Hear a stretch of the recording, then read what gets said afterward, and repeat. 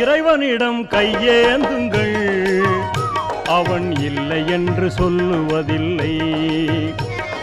பொறுமையுடன் கேட்டு பாருங்கள், அவன் பொக்கிஷத்தை மூடுவதில்லை. இறைவனிடம் கையேந்துங்கள், அவன் இல்லை என்று சொல்லுவதில்லை.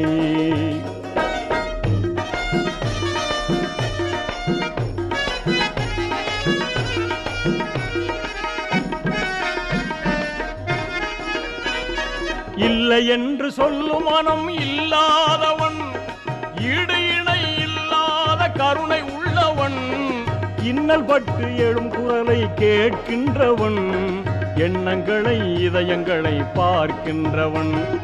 இறைவனிடம் கையேந்துங்கள், அவன் இல்லை என்று சொல்லுவதில்லை.